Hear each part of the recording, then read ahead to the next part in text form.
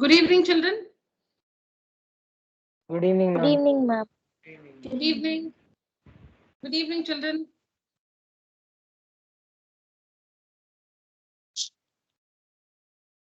All right, let's pick up from where we stopped in the last class.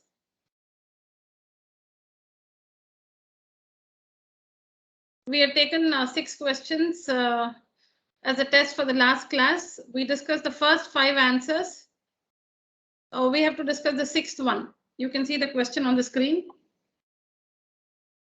The 6th one on the screen. The total surface area of a hollow cylinder is given to be 4,620 centimeters square.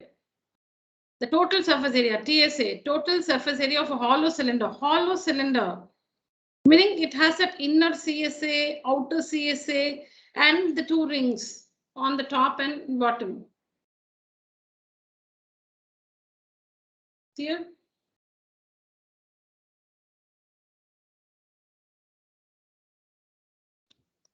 Hollow cylinder.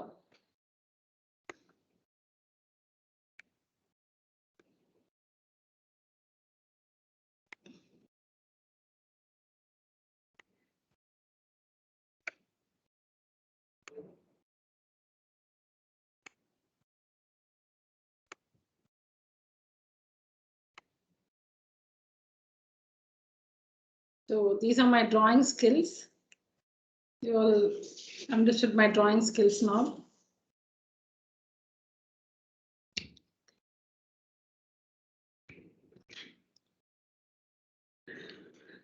Let me do it like this, children. I'm not good at that. Let me just do it like this. So these are the circular portions. These are the circular portions of the cylinder, the top and bottom. These are the circular portions of the cylinder. All right, and the wall is thick. The wall is thick. It's a hollow cylinder, meaning it's open at both the ends. It's a hollow cylinder, meaning it's open at both the ends. The material the cylinder is made of is thick, and so we have 2 rings formed on the top and bottom.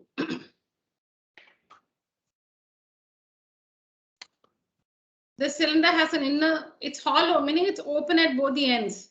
Hollow meaning it's open at both the ends. So then you can see the inner curved surface area, outer curved surface area of the ring on the top and the area of the ring below. Such as a hollow cylinder. Areas given to you, the total surface area is given to you. Area of a base ring, 115.5 centimeters square, and the height of the cylinder is given. You need to find W. That is, you need to find capital R minus small r.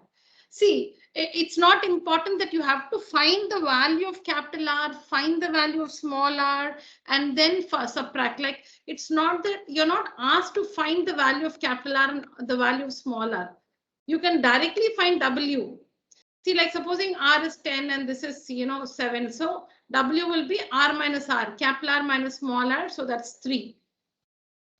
But what we need to understand is we are not asked to find capital R, the value of capital R, or we are not asked to find the value of small r. It's enough if you find W. That means if you can find the value of R minus R straight away, that's enough. That's enough. If you can find the value of R minus R, capital R minus small r, that will be the value of W. So let's work on the TSA given to us. Expand that. Inner CSA plus outer CSA plus the area of the 2 rings is equal to the total surface area.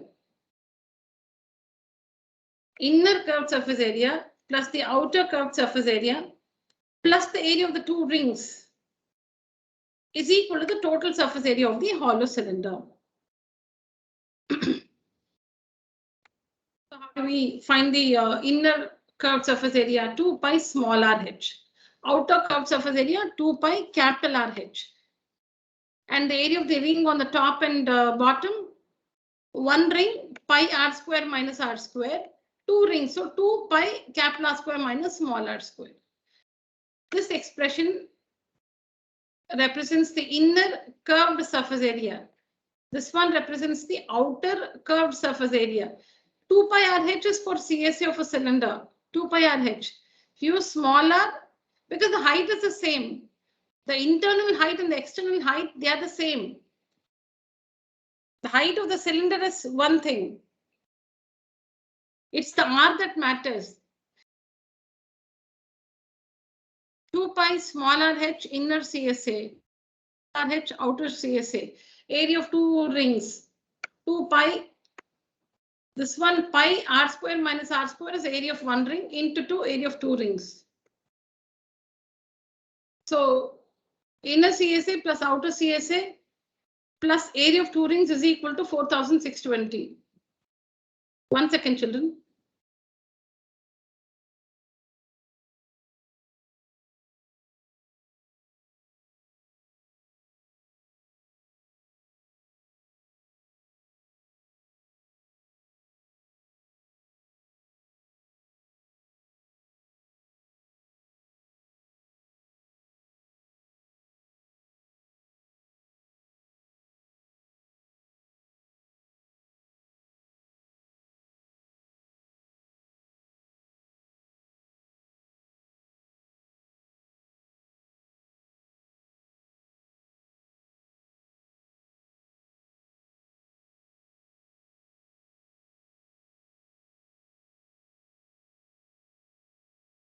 Yeah, children.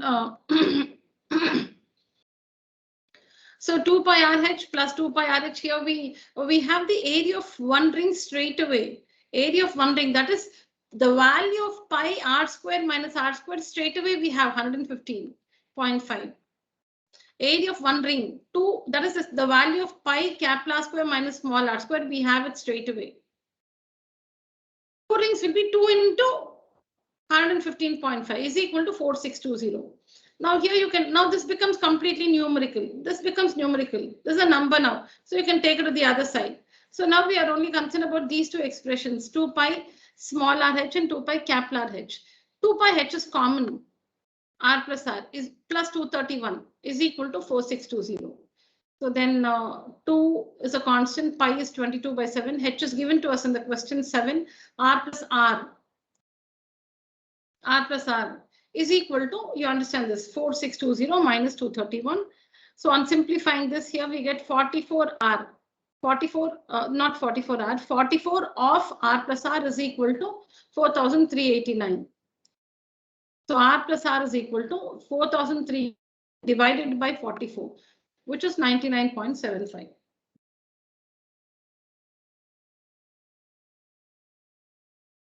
Four three eight nine divided by 44, which is for 99.75. R plus R is not W. R minus R is W. R plus, and one more thing is R plus R is 99.75. Now this equation, we have two unknowns, capital R and small r. You cannot find the value of any of them. So now at this point, the thing, the question you get in your mind is R minus R is W, but we have R plus R. How to find R minus R? So take up the other information given to us, area of the base ring, because we know that A square minus B square is A plus B into A minus B. R square minus R square is like A square minus B square, A plus B, R plus R into A minus B, R minus R. So from there you can get the value of R minus R, which is W. So take up that information. We're just working with the information given to us. See, we have two things. We have two things given to us. The total surface area of the hollow cylinder is given. So we expand on TSA. What are the surfaces that make the TSA? We expand on that, equate it to 4620, and we find R plus R. So we are done with this information. Now let's take up the second one. Area of the base ring is 115.5. So we are just working with the information given. So this is the other thing given to us. And why do we choose this? Because here we have R square, area of a base. This is a base ring, not 2 pi. Don't write 2 pi. Area of a base ring, one base ring. So it will be pi R square minus R square is equal to 115.5. Now this is A square minus B square. So A plus B into A minus B is equal to 115.5. So here the unknowns are R plus R is one unknown, R minus R is the other unknown. But we know the value of R plus R. So you can find the value of R minus R, pi being a constant. So Analyze this one, pi of r plus r into r minus r.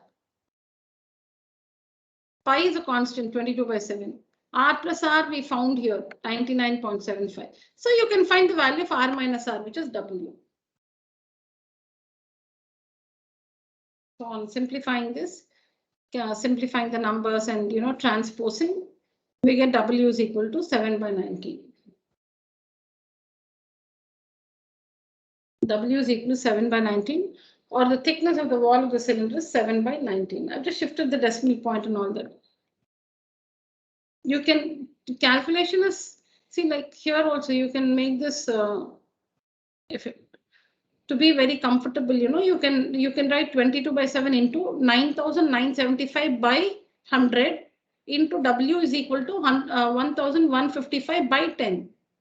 You can get rid of the decimal point by dividing by 10 and 100 accordingly. So don't think you should work it like this only. When I checked this was exactly divisible by 7. I just did this in my mind. This was exactly divisible by 7. So I divided. And then this comes down for division. So I'm saying at this point here itself, you can write 9975 by 100. Here this 115.5 as 1155 by 10.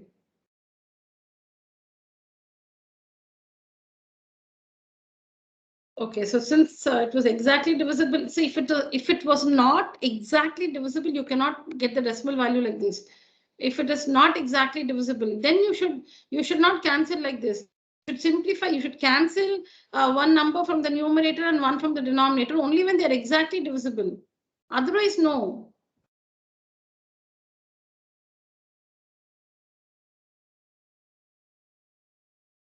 Then here I've multiplied both the numerator and denominator by, I have to get rid of 2 decimal places. So 100 by 100, multiply and divide by 100. And that will give you this one. Here the decimal point is shifted.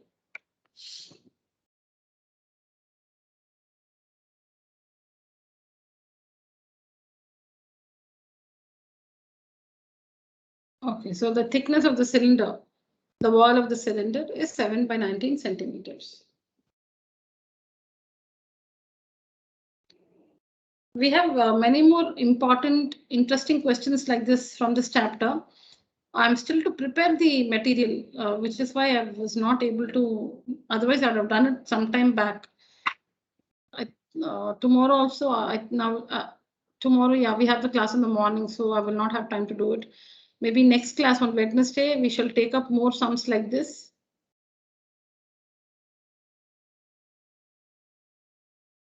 Any questions here, children? No, ma'am. No, ma'am. All right, children.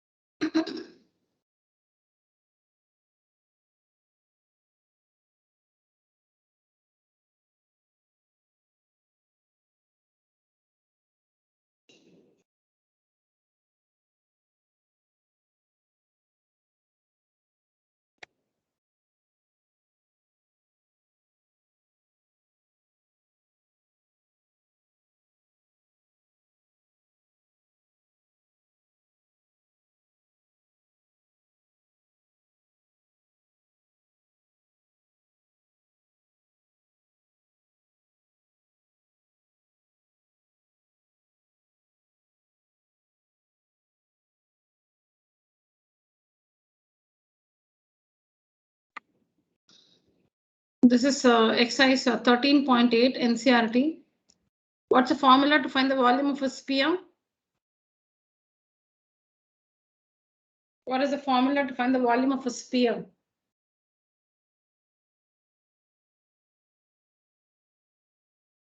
Four by 3 pi r cube. 4 by 3 pi r cube. Yes, 4 by 3 pi r cube. What about the others in the class?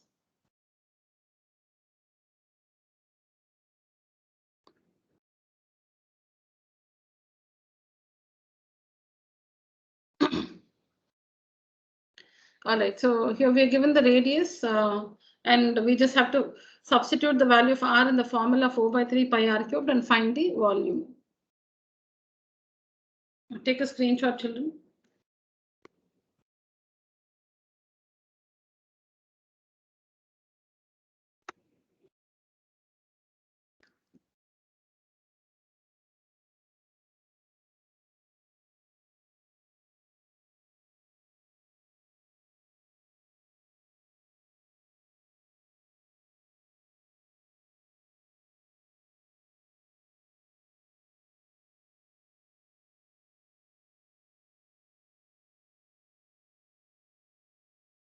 Done, children. 7 cubed, so 7 into 7 into 7. 1 7 in the denominator and numerator, they get cancelled.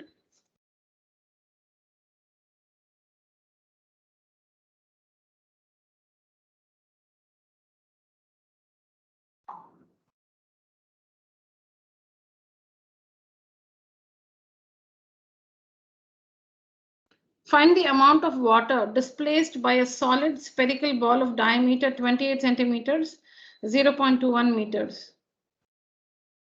So the amount of water displaced will be equal to the volume of the solid spherical ball. Here the diameter is given. Radius will be 14 centimeters in the first case and 0.21 by 2. 0.21 by 2. You can consider 0.21 meters as 21 by 100.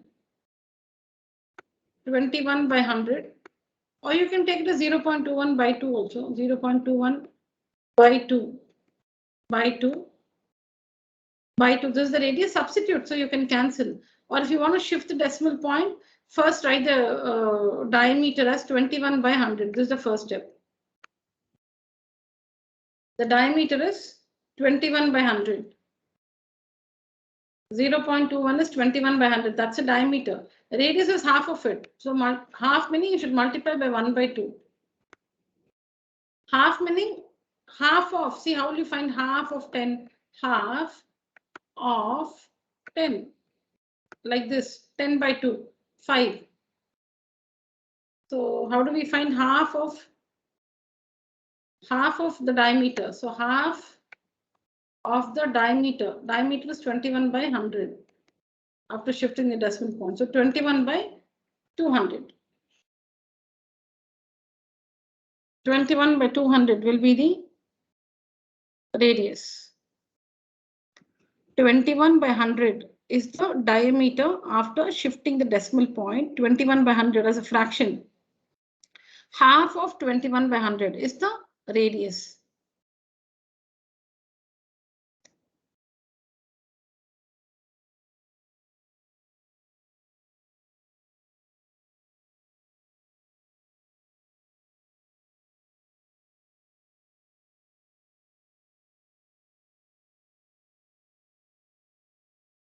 Here I've not shifted the decimal point. I told you how to shift the decimal point. So here by 2, when you divide by 2, so you get 0 0.2 ones are 2, 2 ones are 2, then add a 0 because 1 is not divisible, right? 21 by 2. When you divide, ones are 2, then you have to take up 1. It's not divisible, so you have to add a 0 here, and then it is 10, 5s are.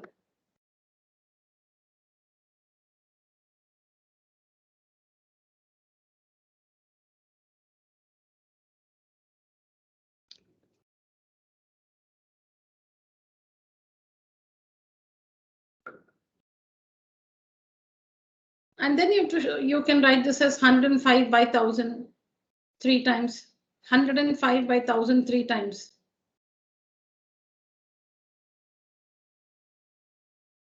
radius is 14 in the first case. Here you can treat it in two ways. You can take the diameter as 21 by 100. This is the diameter. Radius will be half of that. So 21 by 200 is the radius. 21 by 200 is the radius. So you can, instead of R, you can use 21 by 200. Or if you take it as 0.21 itself, you get 0.105.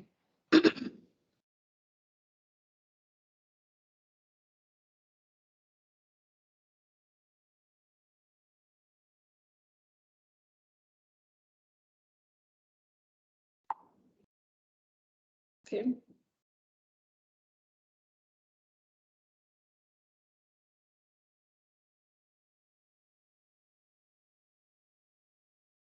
The diameter of a metallic ball, is 4.2 centimeters.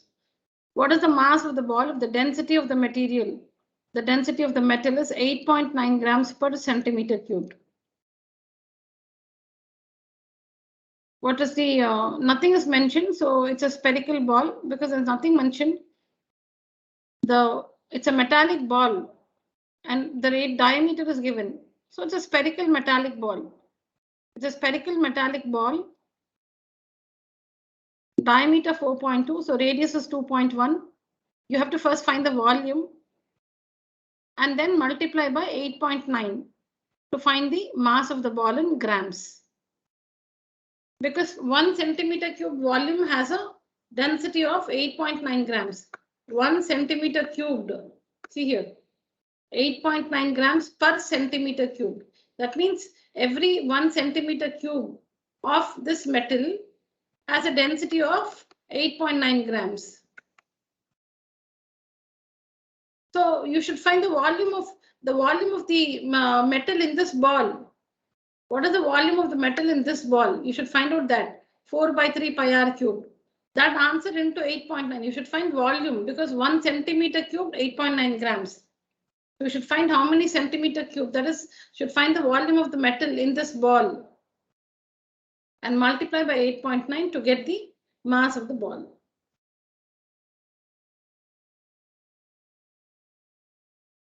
You don't have to write this formula and all that. You can just find the 4 by 3 pi r cube. This is the volume and mass is equal to, it's not physics, so mass is equal to whatever volume you got, 38.808 into 8.9.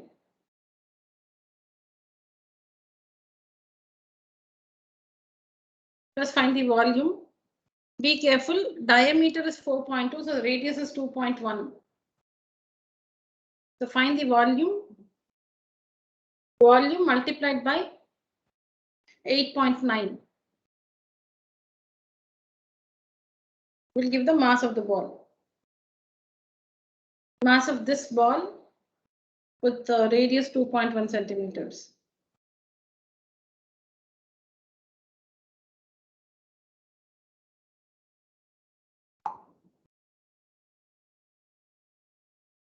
Find the volume and multiply by 8.9.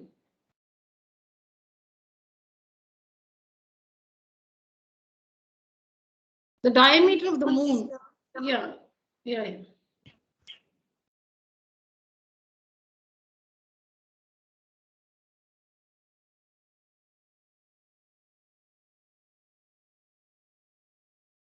Done? Yes.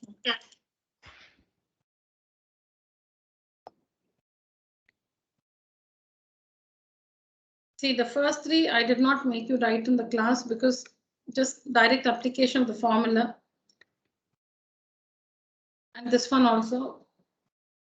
Finding volume and multiplying by 8.9. That's it to get the mass of the ball. We'll do this in the class, meaning I'll give you time to work this in the class. The diameter of the moon is approximately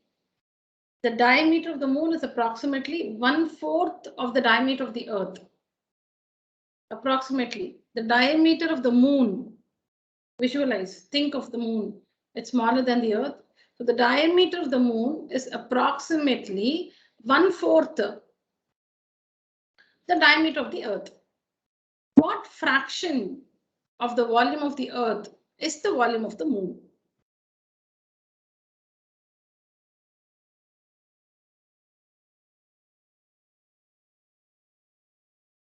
Children, I'll just get back. Please write down this answer.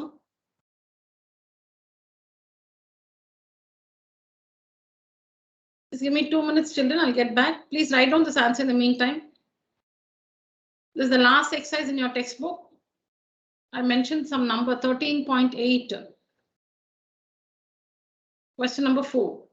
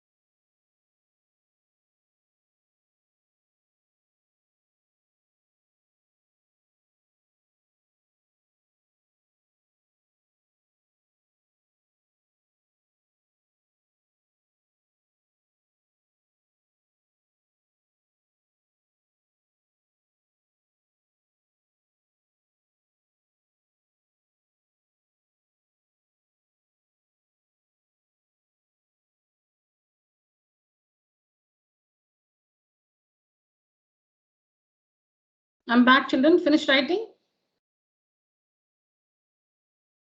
1 minute, ma'am. 1 Yeah. minute, ma'am. All right.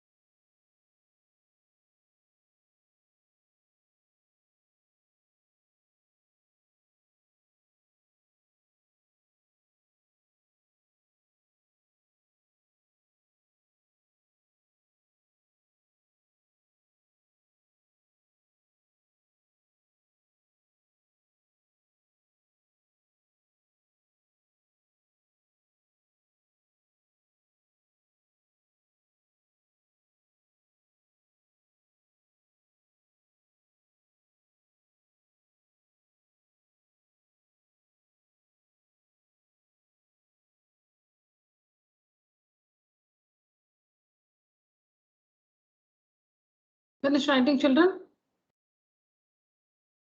Yes, ma'am. Yes, ma'am. Okay.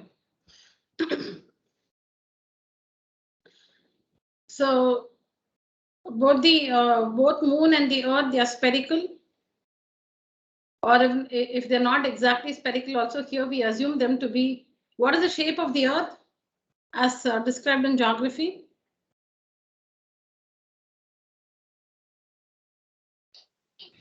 Sphere, ma'am. Sphere, ma'am. Sphere. I can recall some term like an oblate spheroid.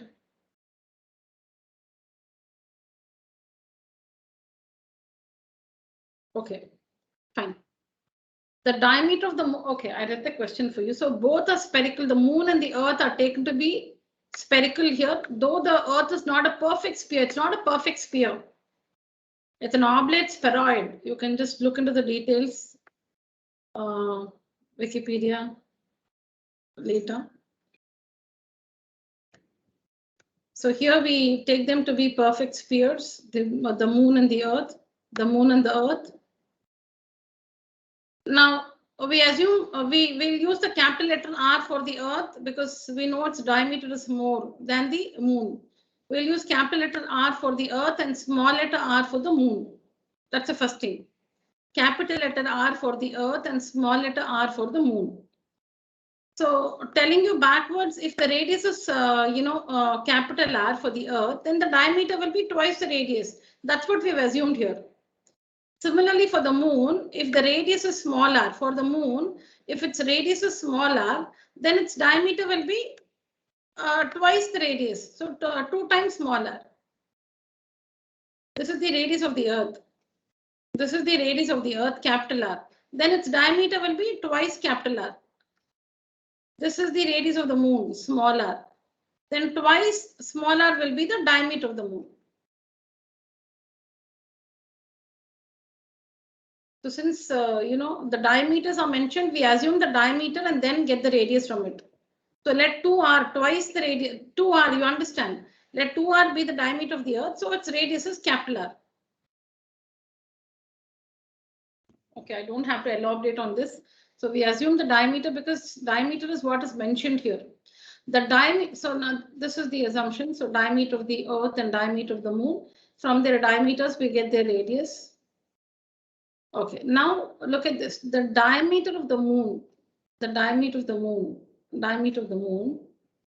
is approximately means equal to only. Approximately equal to is approximately 1/4 of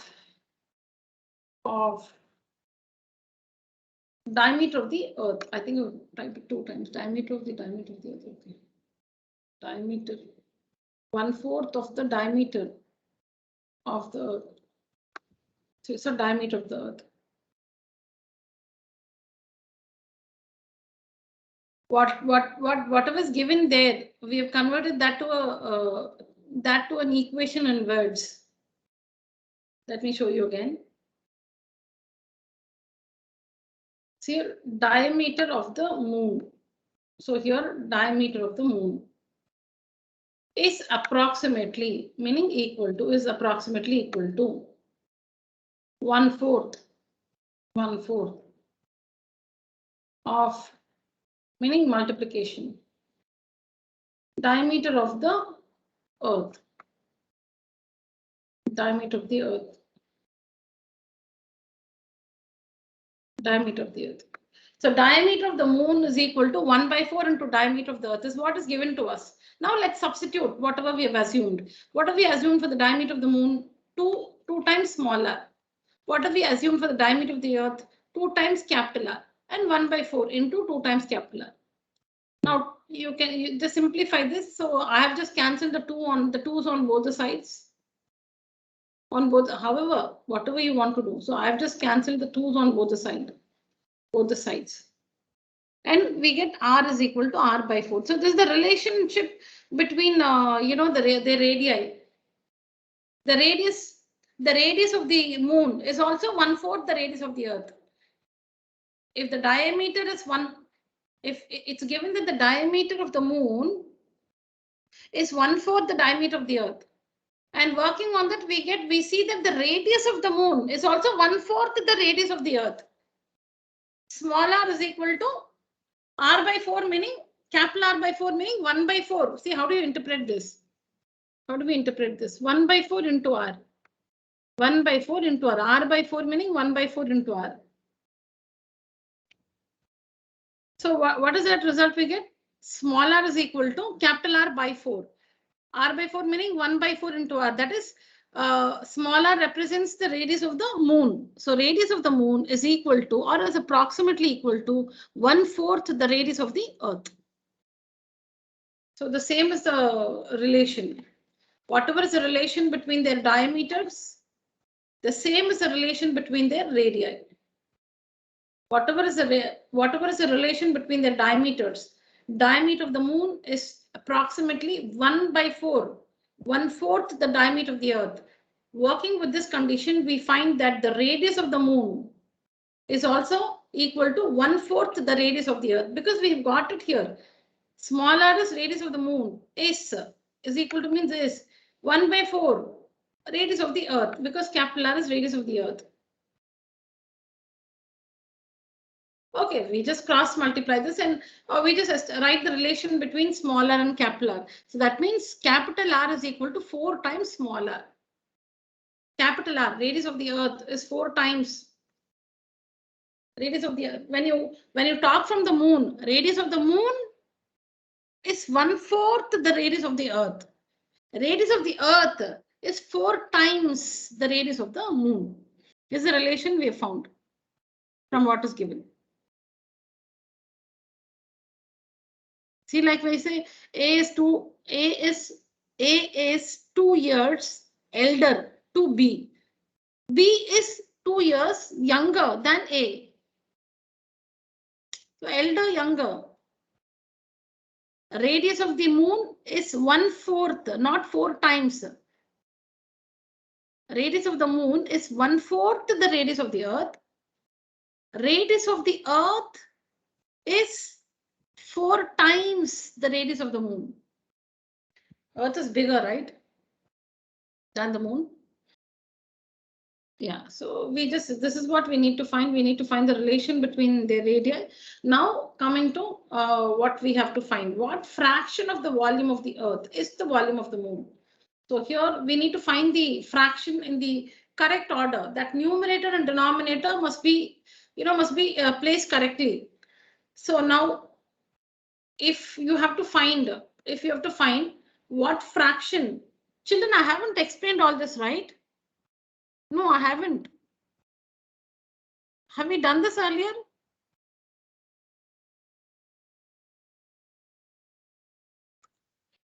Yes, one of you please tell me.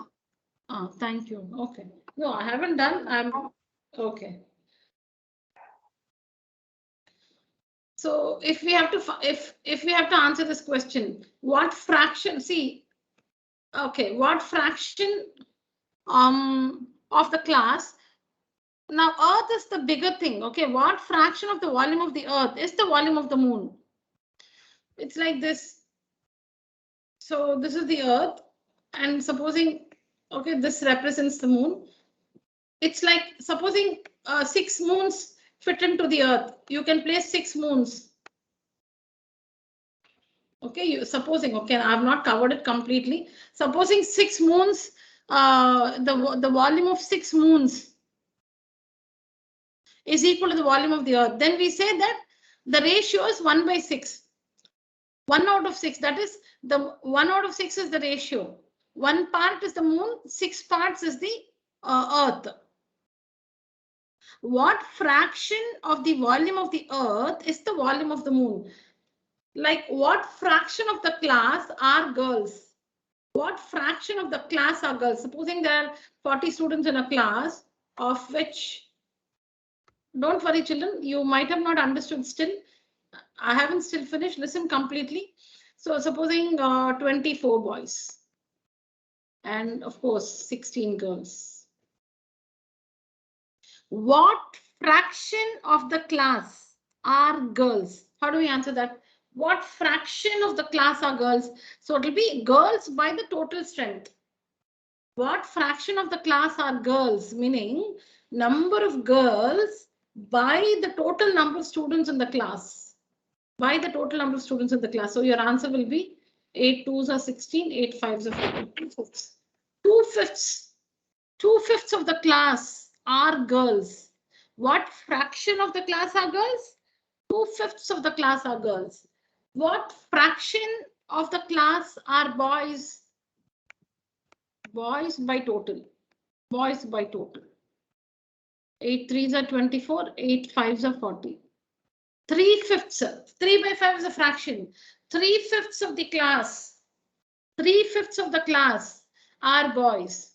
What fraction of the class are boys? 3/5 of the class are boys.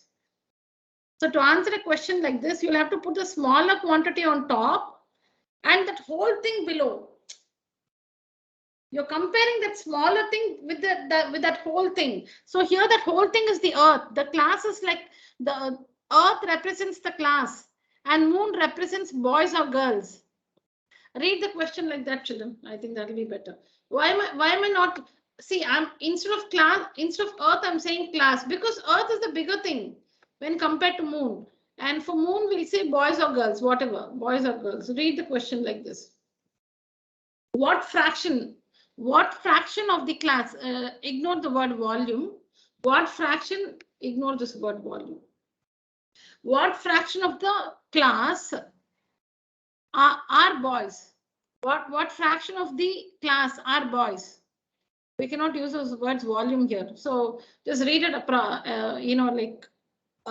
appropriately here. What fraction of the class are boys? Instead of earth, we say class, and instead of moon, we say boys or girls. Because if you have to replace earth with something, earth is the bigger thing when compared to the moon. So class is the whole thing. Moon is a smaller one, so boys or girls here. So what fraction of the class are boys? So what would you write in the numerator? Boys in the numerator, class in the denominator. So like we did here, boys. How many boys? 24 boys divided by class 40. 24 by 40 is the required fraction or the required ratio. So going by this, you'll have to write the moon first. The moon first meaning you'll have to write moon in the numerator and earth in the denominator. So the required ratio or the required fraction, what fraction of the volume of the earth is the volume of the moon? So is it volume of earth by volume of moon or volume of moon by volume of earth? That is the question. Do we have to find the volume of earth to the volume of the moon or volume of moon to the volume of earth? They are two different fractions. They're not the same. They're two different fractions. So we have to write the moon in the numerator. All the required fraction or the required ratio. The required ratio, or here it is what fraction. So let's say what fraction. Required fraction is volume of moon by volume of earth. Both spherical, so 4 by 3 pi r cube by 4 by 3 pi r cube. For moon it is small r, for earth it's capital R. 4 by 3 pi gets cancelled in the numerator and denominator. So we have small r cubed by capital R cubed. And we have a relation. Capital R is 4 times small r. You can use this one also. Instead of small r, you can write capital R by 4. See, instead of small r, you can write capital R by 4. Instead of capital R, you can write 4 times small r, but this looks easier, right? Capital R is equal to 4 times small r. So what we do is we write this r cubed as it is.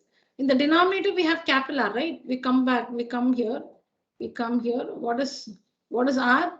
4 times small r. So instead of this r, we write 4 times small r cubed. So 4r the whole cubed. Because whatever is r, whatever is capital R must be cubed. What is capital R? 4r. That should be cubed. So r cubed by 64 r cubed. R cubed gets cancelled in the numerator and denominator. So 1 by 64. So the required fraction or the required ratio, here it's required fraction. So the required fraction is 1 by 64. The required fraction is 1 by 64. 1 by 64. The required fraction is 1 by 64.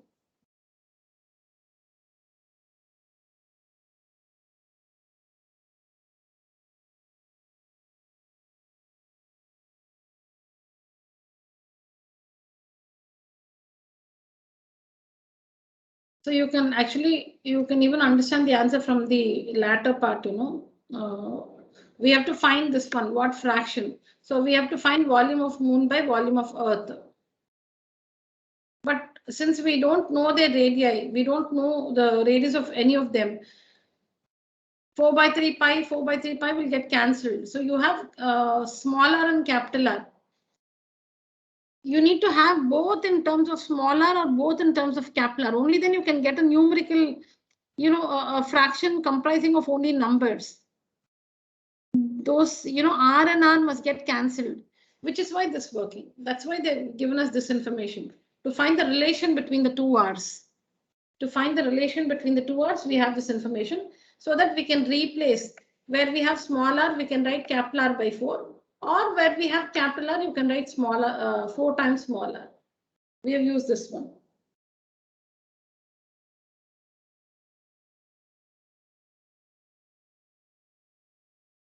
Required ratio is fine, but here it's required fraction.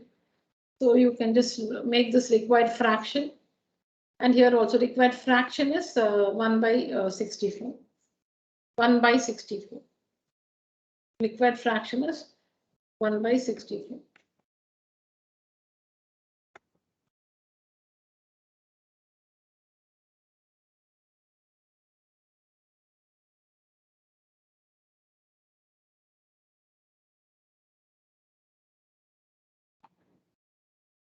Is it understood, children? Yes, ma'am. Yes, ma'am. Very easy. Just understand the answer from this part, from behind. You have to find this one. Let the radius of the see, you can assume that way also. There's no harm in that. You can say let the radius of the moon be r. So its diameter will be twice r. There's no harm. I've just taken. I've assumed the diameter first because meaning the question talks only about the diameter, not the radius. So I've assumed the diameter and found the radius from that. You can even assume let the radius of the moon be smaller. So the diameter of the moon is 2 times smaller. Let the radius of the earth be this one. So the diameter of the earth will be this, twice capital R. So this assumption can be, stated like this also. Nothing wrong.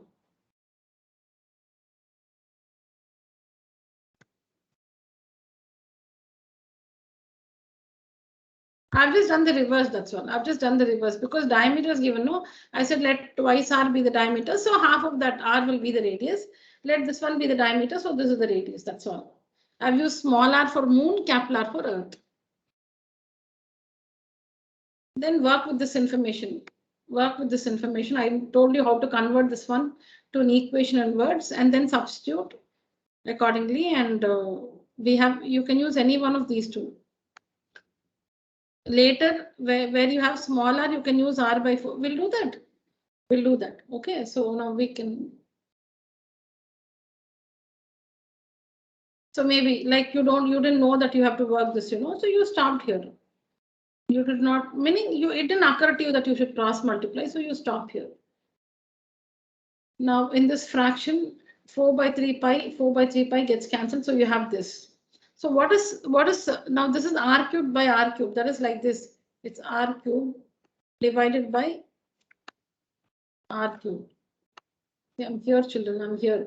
This one r cubed by r cubed. So now this the small r is capital R by 4. So you can use that. Small r is capital R by 4. The whole cube divided by r cubed. You can make it into 1 by r cubed. Division becomes multiplication into 1 by r cubed. Let me repeat it, children. See, I'm here.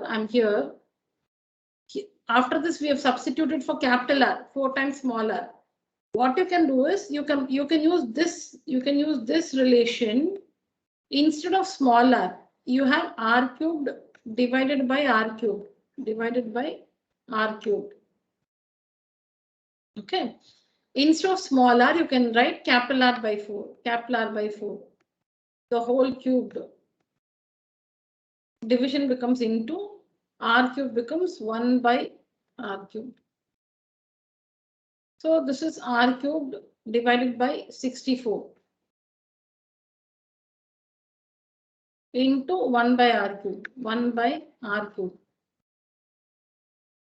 So r cube gets cancelled and you have 1 by 64. The required fraction is 1 by 64. So it is not that you have to cross multiply and get this. This itself is enough. This also is enough. The idea is you should have the same r in both the numerator and denominator. That is, in the fraction, you should have the same r. Only then they'll get cancelled and you'll get a fraction involving only numbers.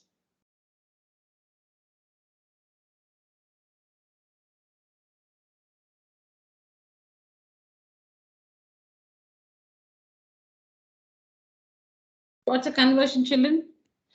1 liter. Tell me how much is 1 liter? How much is 1 kiloliter? How much is 1 liter? How much is 1 kiloliter?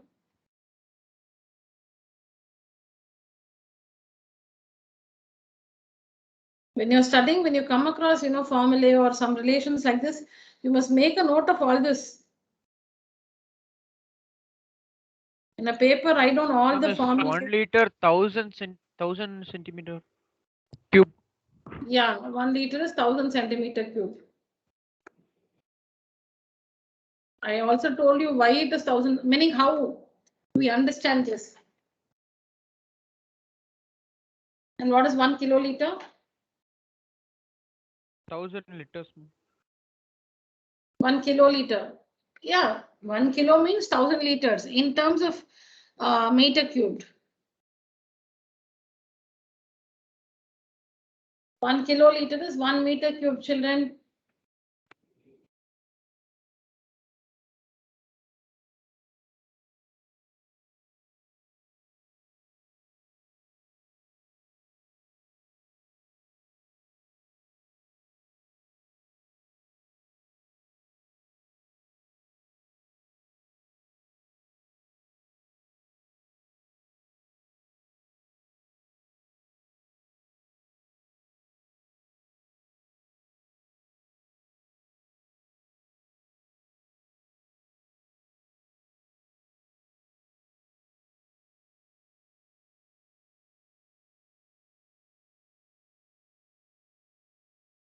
One liter is 1000 centimeter cubed and 1 kiloliter is 1 meter cubed. 1000 liters is 1 meter cubed.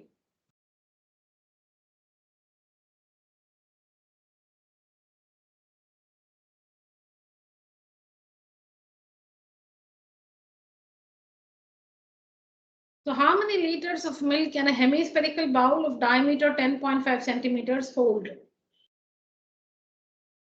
You simply have to find the volume. It will be in centimeter cubed. I've told you how to convert. 1 liter by 1000 centimeter cube is equal to x liters, whatever x liters divided by the volume you get here. Whatever volume you get here, whatever you'll get a number here. So that's centimeter cube. When you cross multiply, you will get the answer in liters. Just write this 1 liter by 1000 centimeter cube. Liter by centimeter cube is equal to liter by centimeter cube. So sometimes suddenly we have a doubt if we have to multiply or divide. So use this 1 liter, or you can write 1000 centimeter cube. 1000 centimeter cube divided by 1 liter is equal to that volume which you get in centimeter cube. You should write the centimeter cube in the numerator. But I've got the volume in centimeter cube. This one by x liters. When you cross multiply, you'll find the value of x in liters.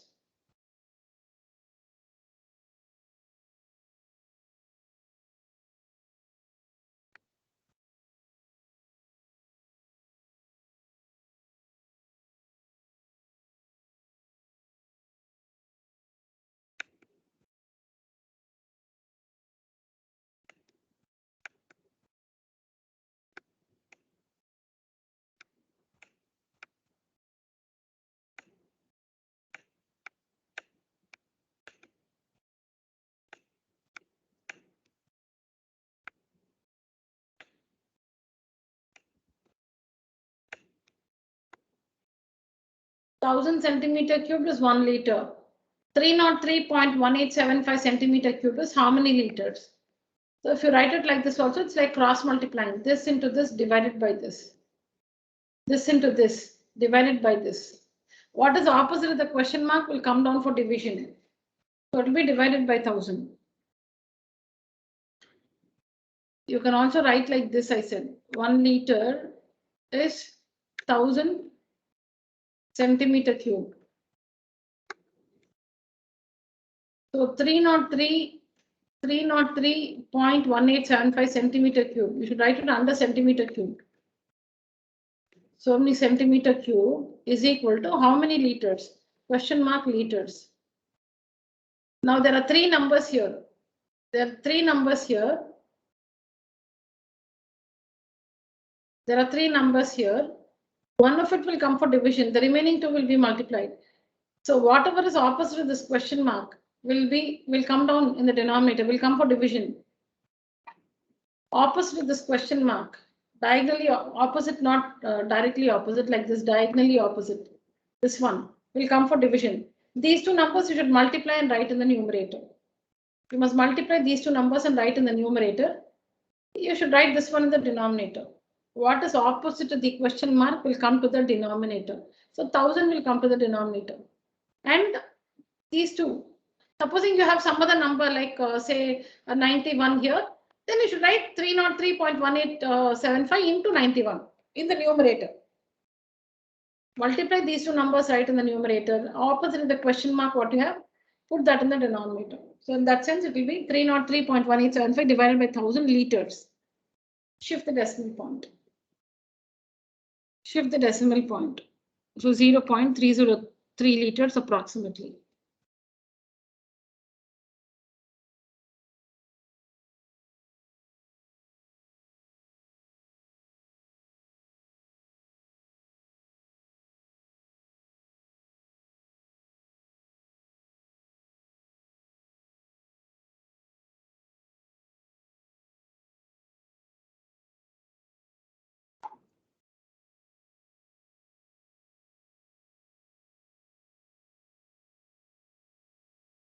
Children, I remember I've done this earlier. You can take a screenshot. We have done this earlier. In fact, the previous one also we have done it earlier.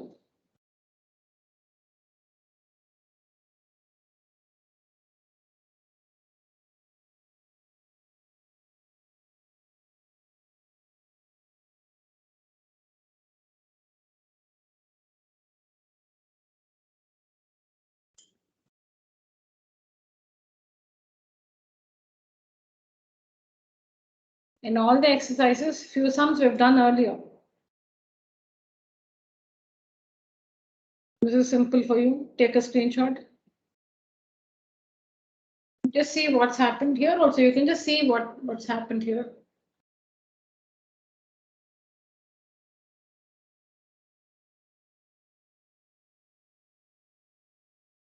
We need to find the volume of the ion. I'm back to the sixth one. We need to find the volume of the ion used to make the hemispherical tank. It's given it is the sheet is 1 centimeter thick. The sheet is 1 centimeter thick. It's a hemispherical tank. Hemispherical tank. The sheet, the wall is thick, 1 centimeter. It's made of iron. The tank is made of iron sheet.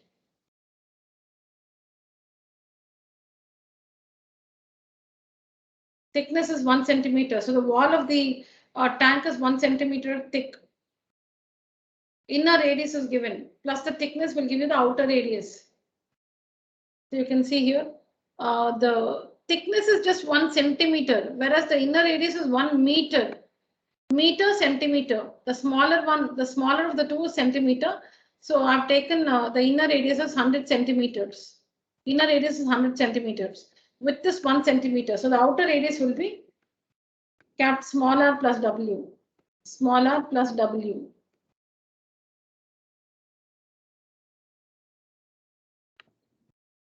We have the values in meter and centimeter. The smaller of the two is centimeter. So let's take smaller. Inner radius 100 centimeters. Thickness 1 centimeter. The outer radius will be 100 plus 1, 101. Inner radius plus thickness. It's simple. You can just draw a figure like this. This is the hemispherical bowl. Oh, sorry. This is the hemispherical tank. From here to here is the inner radius. This is the inner, till the inner wall, till this one. Till this one is the inner radius, 100 centimeters. This is the thickness. This is the thickness, 1 centimeter. So the outer radius will be from here to here. From 100 plus 100 and more.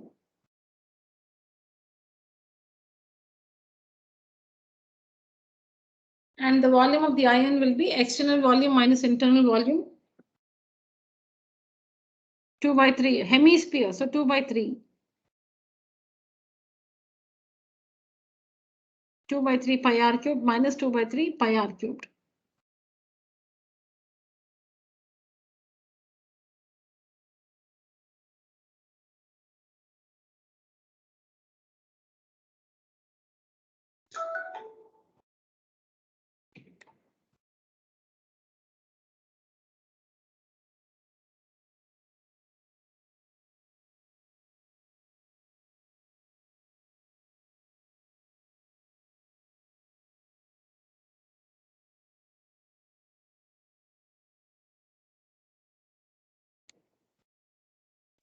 This is simple, children. Given the surface area, you will have to find the volume.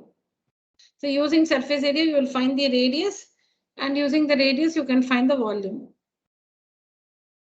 To find volume, you need radius. Radius is not known. So use surface area, find the radius, and then find the volume.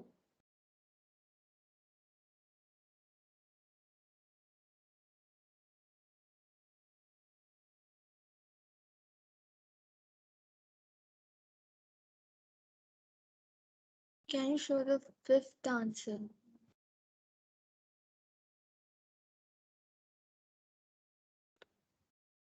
Thank you.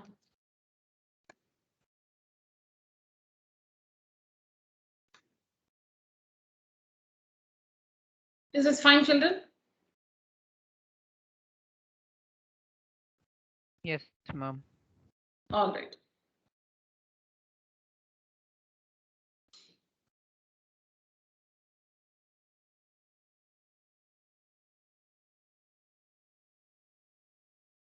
Yeah, this one we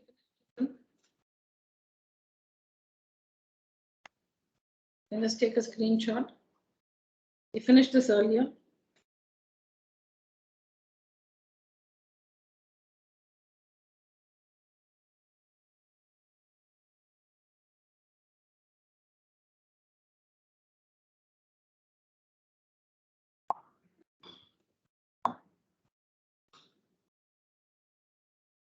Yeah, we'll do this now.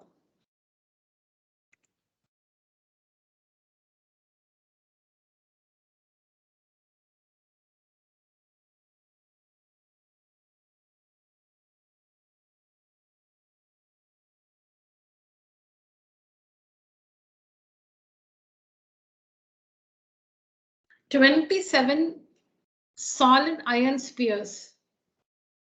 27 solid iron spheres, each of radius r and surface area s,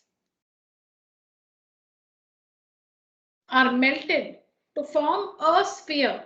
That means one big sphere with surface area s dash. Find the radius r dash of the new sphere and the ratio s and the ratio of s and s dash.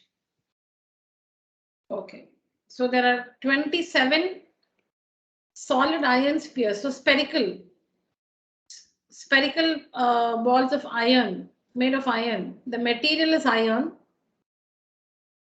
and the solids are spherical. Number 27. The 27 identical. They're all identical. There are 27 like this. There are 27 solid iron spheres. The radius of each of this is r. Now all these 27 spherical balls are melted and they are formed into one big spherical ball. They are formed into one big spherical ball. It is given that the radius of each of the small one is small r, and the surface area of each one of this is S. You can see here. Each of radius r and surface area S. Each of the 27 spheres. Each of the 27 spheres has a radius of r and surface area S. There are 27 spherical iron balls, right? Each of them have a radius of r units and surface area S square units.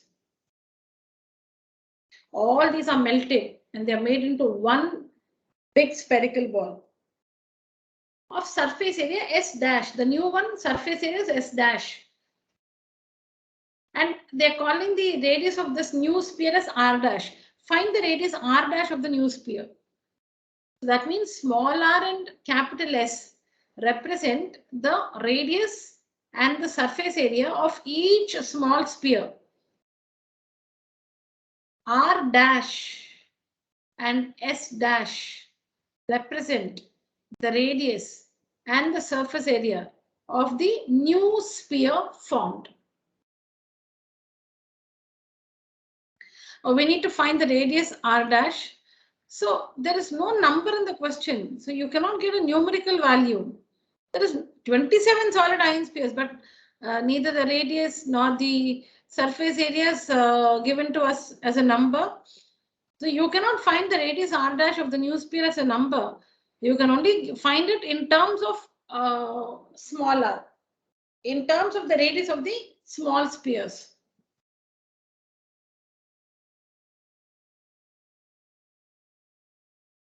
Radius, we need to find the radius r dash of the new sphere, and ratio will be numerical. Ratio S to S dash. That will be a number. Read the question for yourself and understand the information, children.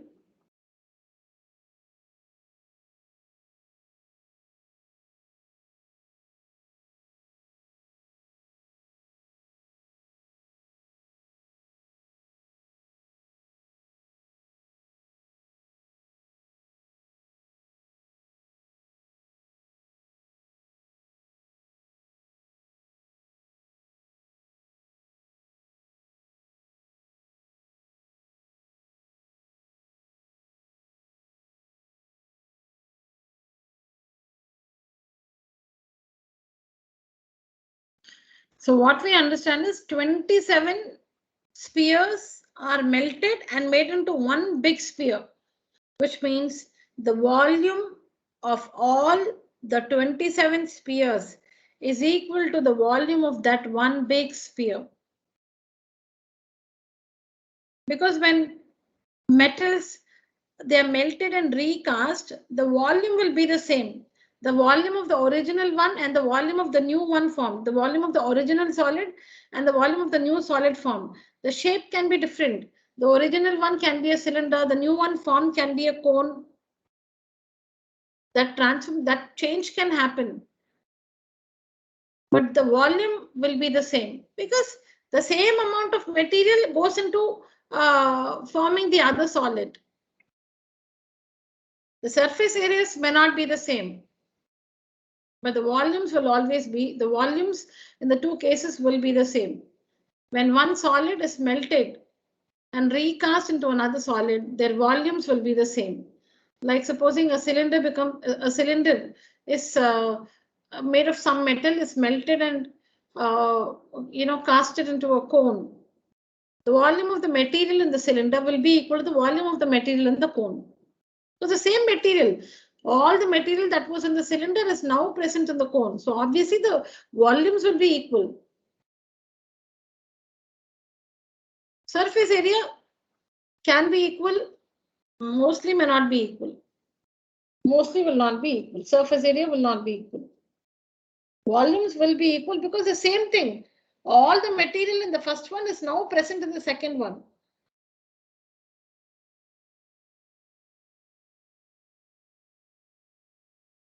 So that is the equation in words. You should just write that equation in words, substitute the symbols in it and proceed. it here. Volume of the big sphere, volume of big sphere is equal to volume of 27 small spheres. Volume of the big sphere. Why we say big sphere? Because from 27 small, or you can say new sphere. If you're not interested in saying big, just say new. Volume of the new sphere formed. Volume of the new sphere is equal to volume of the 27 small spheres. I have just used the words big and small here.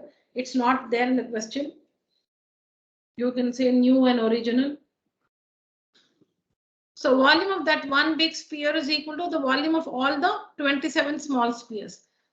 So having written this equation in words, that's what we get to understand from the question. Now that's it. Once you write this equation in words, substitute. What is the volume of the new sphere formed? 4 by 3 pi r cubed. 4 by 3 pi. What is the radius given to be? R dash. So r dash cubed. Sphere. So 4 by 3 pi radius cubed. And radius of the new sphere is given to be r dash. So r dash cubed is equal to volume of one small sphere is 4 by 3 pi r cubed. One small sphere. Because the radius of each small sphere is smaller. The radius of each small sphere is smaller. So 4 by 3 pi r cubed, small r cubed, will be the volume of one small sphere for 27 into 27.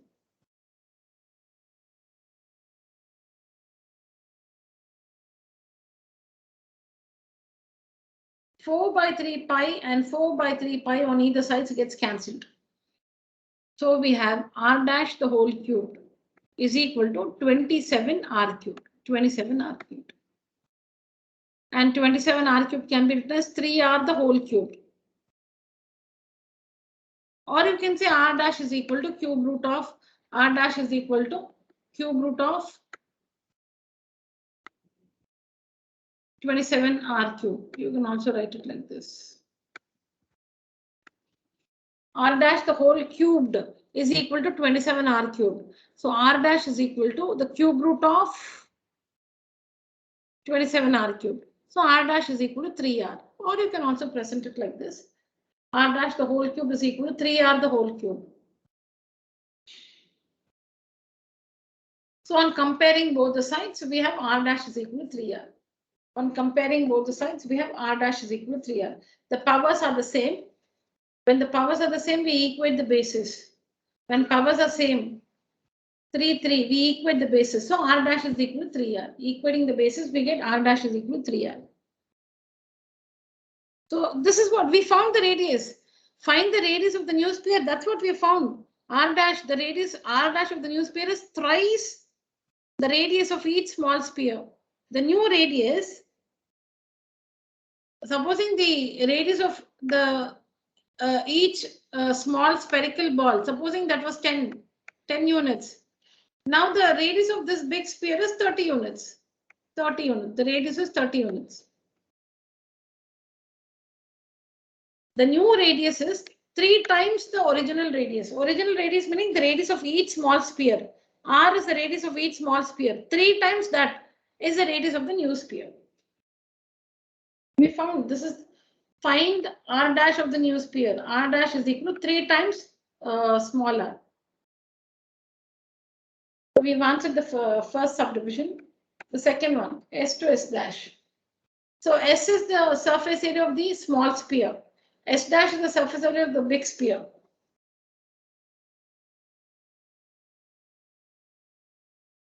So we need to find S to S dash. Ratio of S and S dash. So S is the surface area of each of the 27 small spheres. S is the surface area of only one sphere, one small sphere. S is the surface area of only one small sphere, which is 4 pi r square. 4 pi r square.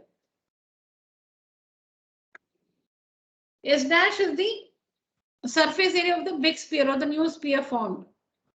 4 pi. Same thing, 4 pi r square, but the radius is r dash. So 4 pi r dash square.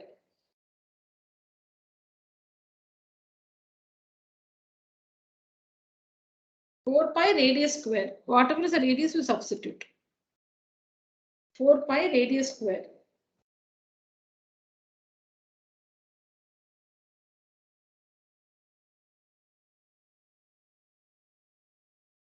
Okay, so 4 pi r square by 4 pi r dash the whole square. 4 pi in the numerator and denominator gets cancelled. So we have r square by r dash the whole square. Now substitute. We have this r dash is equal to 3 times small r. So instead of r dash, say 3 times smaller, because we know r dash is 3 times smaller. So r dash is 3 times smaller, substitute whole square. So we get r square by 9r square. R square gets cancelled, so 1 by 9. So the required ratio is 1 by 9. The required ratio is 1 by 9.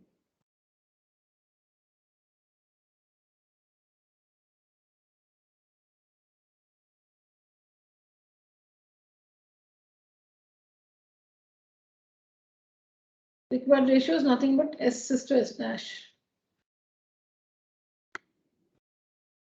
S is to S dash is equal to 1 is to 9.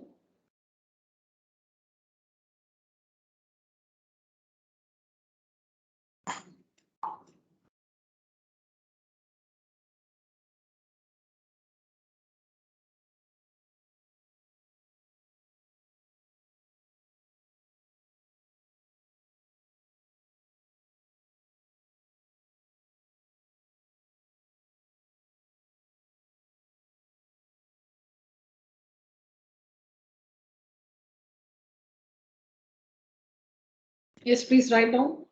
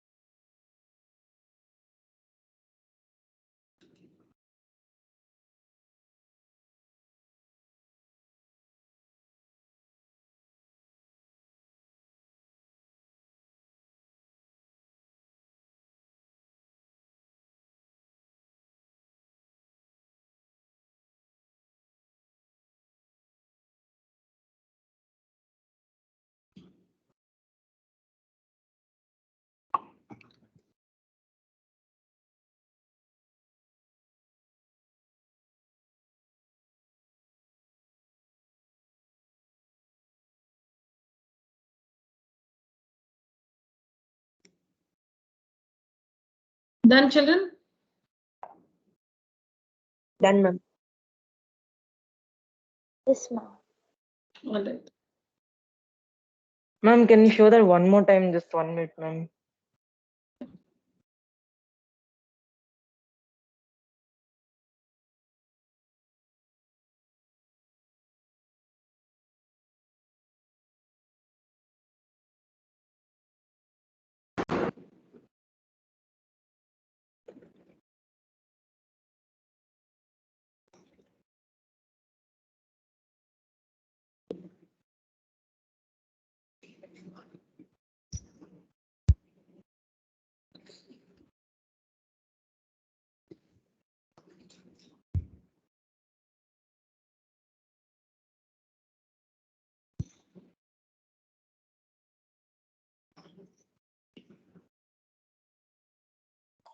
Okay, ma'am.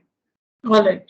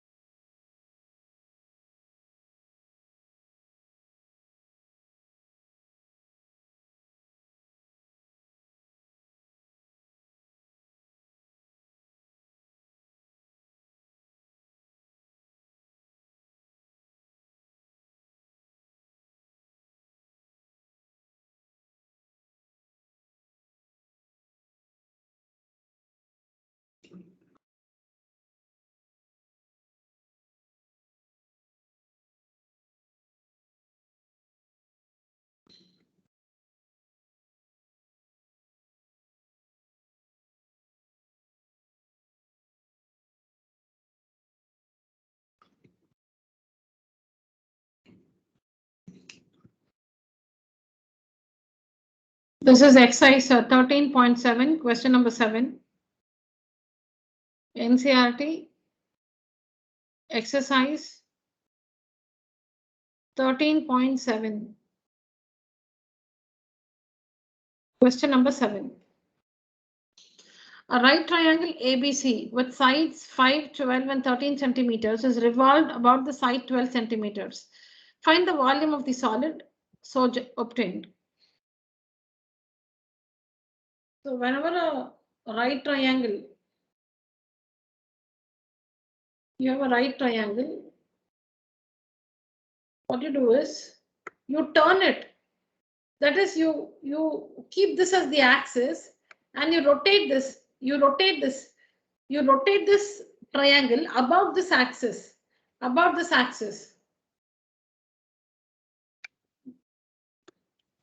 You have a right triangle with you. You have a right triangle. Keeping this one fixed, keeping this as the axis, you're turning the triangle about this axis. So that means this triangle, when you turn it, it will come on this side also. It will come like this. So you start from here, you turn the triangle, you keep this fixed. With this as the axis, you turn the triangle. So you make this triangle will make one round because this is the center.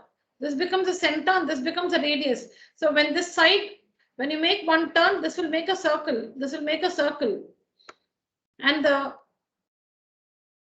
solid generated will be a cone. You will not get a cone. A right triangle will not become a cone. We are not doing magic here. It will trace the shape of a cone. When you turn a right triangle about one of the sides. When you turn not about the hypotenuse. When you have a right triangle, you turn the right triangle about one of its sides. That is, you keep this side or this side as the axis. Say you keep this side fixed. There are two legs, right? A right triangle has two legs. You keep one of the legs as the axis and you turn the triangle. When you turn it, what happens?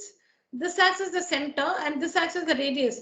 This side will make one circle. It will make a circle and come back like this. The solid generated will be a cone. It will trace a right triangle when you keep this as the axis and you turn the triangle above this axis. When you turn it, the solid generated will be a right circular cone. This will be the apex of the cone. This will be the radius. And the axis about which you're turning becomes the perpendicular height. The hypotenuse becomes the slant height.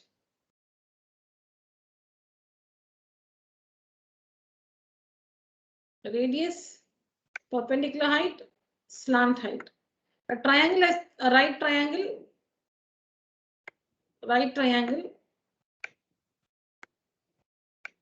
This is one leg. Say this is 5 centimeters. This is the other leg, 12 centimeters. This is the hypotenuse, 13 centimeters. Okay, I've marked 12 here because it's revolved about the side 12 centimeters. That is keeping 12 centimeters as the axis. You don't disturb 12 centimeters. You keep this as the axis and you turn the triangle about this axis. You turn this triangle about this axis.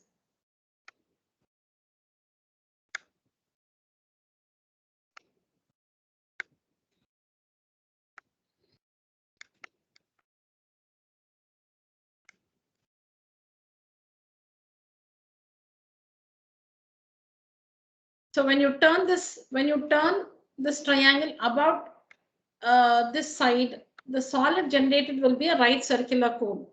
Now the three sides of the right triangle will go to make the radius, height, and the slant height of the cone. The hypotenuse will become the slant height, 13 centimeters. You see, this is the hypotenuse, right? 13 centimeters. That becomes the slant height of the cone. The axis about which you're turning, now you're keeping this as the axis. About this, you're turning the triangle. That becomes the height of the cylinder. Oh, sorry, cone. So 12 centimeters becomes the height of the cone. And that side, that leg which turns, this is the one which turns, and this becomes the center of the circle, and this side, this leg becomes a radius. This is what will turn to trace the circle below. That becomes the radius. That leg becomes the radius, 5 centimeters.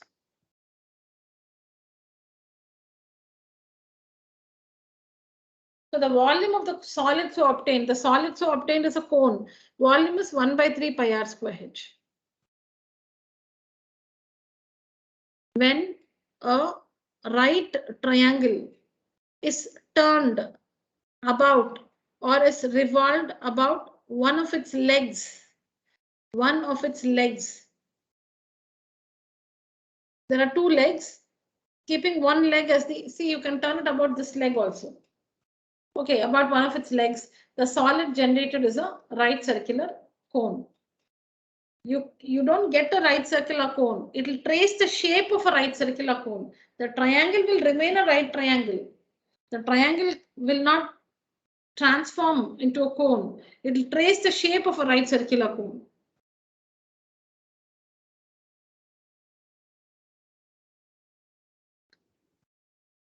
So it can also be like this. You can also keep this fixed and turn it. So when you turn it, this becomes, if you keep this as the axis, if you keep this as the axis, if you keep this one as the axis and you turn the triangle, then this side will rotate. This side will move. So it will come here like this.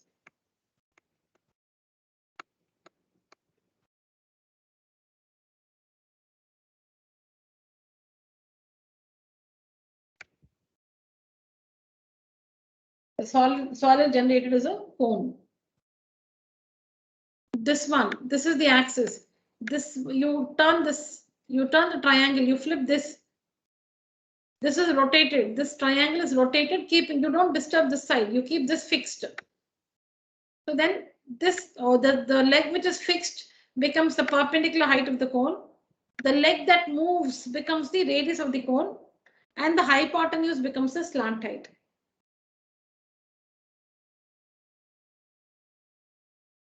You're turning it about one of its legs. There are two legs. You're turning it about one of its legs. So that leg which is kept as the axis becomes the height of the cone. The side which the other leg which moves becomes the radius. The hypotenuse becomes the slant height. So coming back to the same question, right triangle, hypotenuse is 13 is given. One leg is 12, the other leg is 5. It's revolved or it's turned about the side 12 centimeters. So that becomes the height of the cone. The other leg becomes the radius. The hypotenuse becomes a slant height.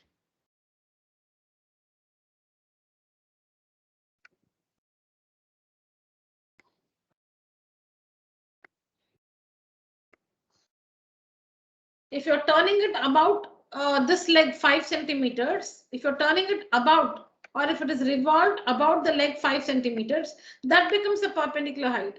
then this one only will move. That becomes a radius.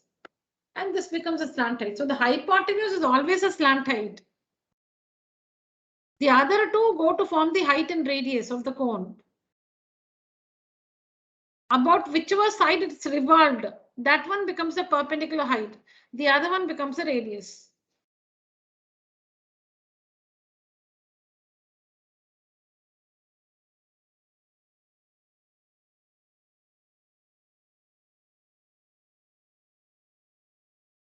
Exercise 13.7, question number 7.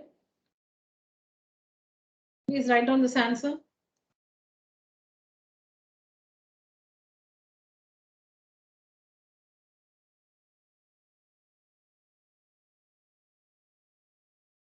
With radius 5 centimeters.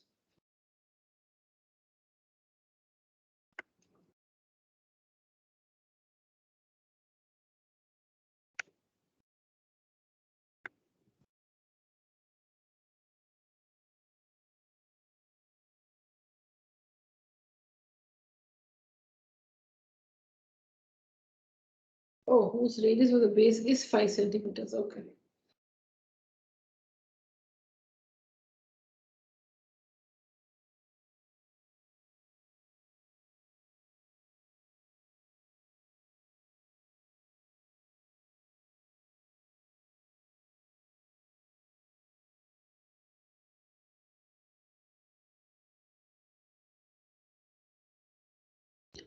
It's turned about 12 centimeters. So 12 centimeters becomes the height. 5 centimeters becomes the radius. Slant height is 13. I have not mentioned the slant height here because volume is 1 by 3 pi r square h. Only for area you need L.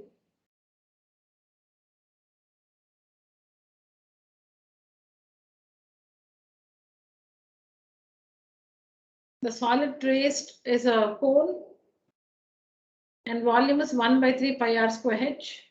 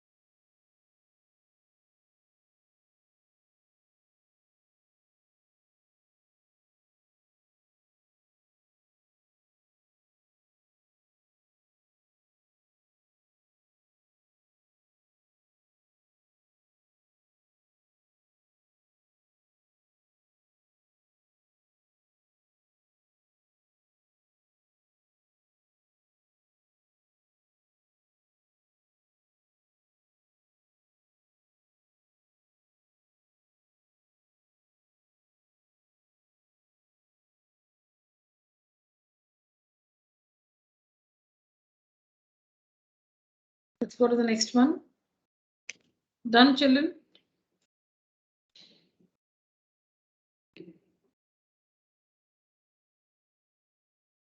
Is it over?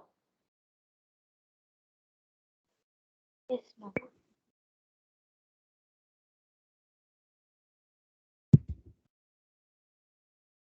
If the right triangle, okay, if the triangle ABC with sides 5, 12, and 13 is revolved about the side 5 centimeters.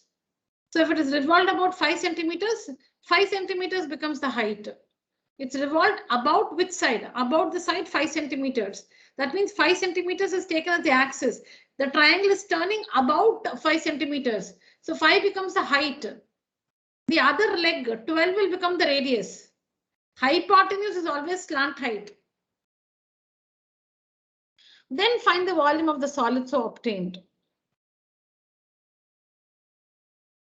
So it's turning, it's revolved or turned about the side 5 centimeters. So 5 becomes the perpendicular height, 12 becomes the radius, 13 becomes a slant height. So we need to find the volume 1 by 3 pi r square h. Then find also the volume of the solid, find also the volume of the solid.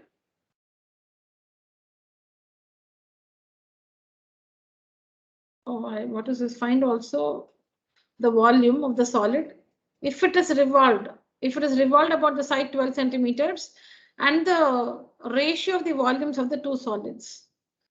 Okay, we already answered no 12 centimeters here. Okay, they are asking you to find both and then the ratio. Find also the volume of the solid if it is, I don't know, if it is revolved. I think it should be if it is revolved.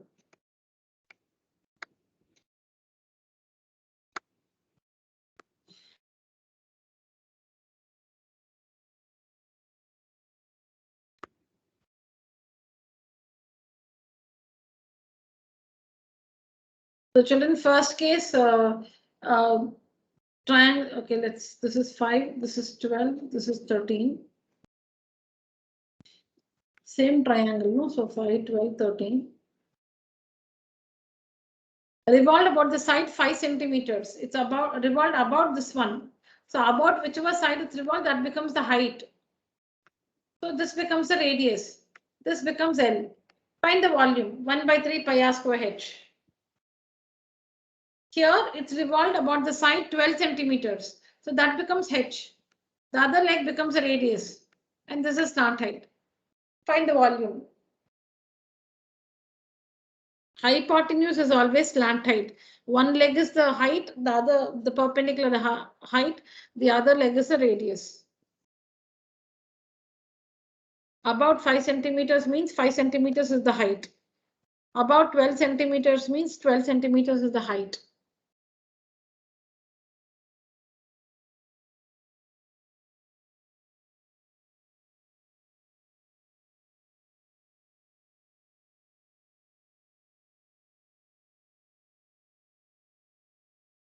To find the ratio, don't use the final answer of the volumes.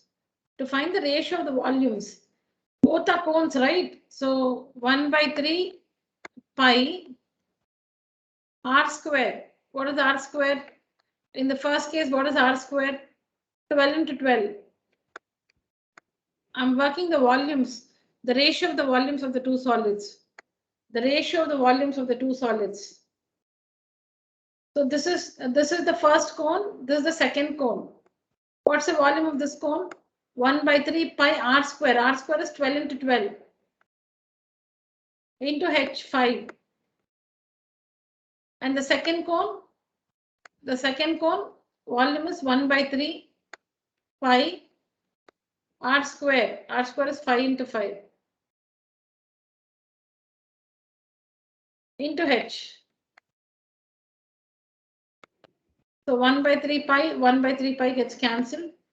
5 and 12 gets cancelled. So the required ratio is 12 by 5. Do it like this. The required ratio is 12 by 5.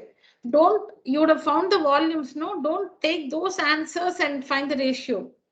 Don't do that. When you're asked to find the ratio, do it like this always. When you're asked to find the ratio of the volumes, work with the formula like this. Don't take the final answers which you've already got earlier.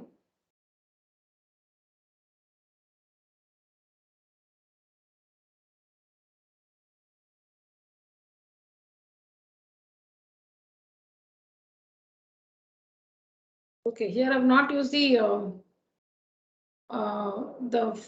decimals. I've used the fractions. Yeah, you can do this also.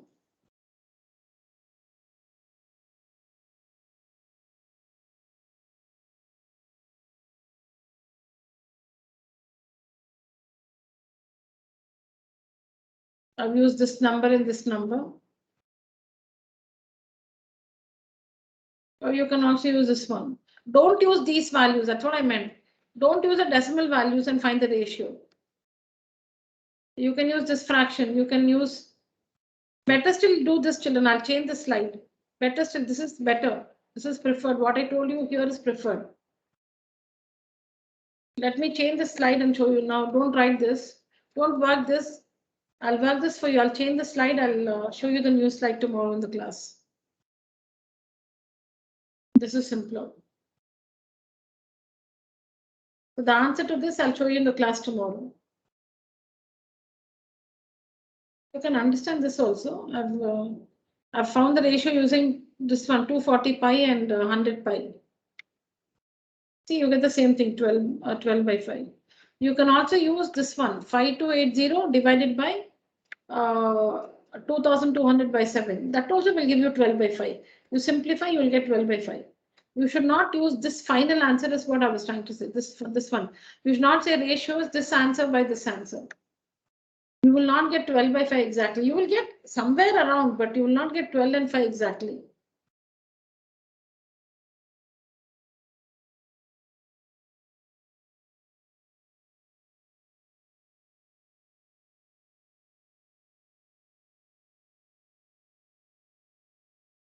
Is that fine, children? Yes, ma'am.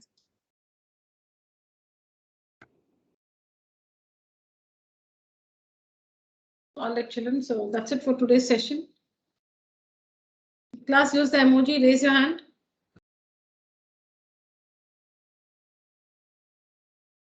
Nivedita, Kanishka, Tarun, Sangamitra, Nikita, Ananya, Arav, Vasudevan, Pratiksha, and Hitesh. All right, children. Thank you so much. We may leave the call. Thank you, ma'am. Thank you, children. Thank you, children. ma'am. Thank you. Thank you, ma'am. Thank you, children.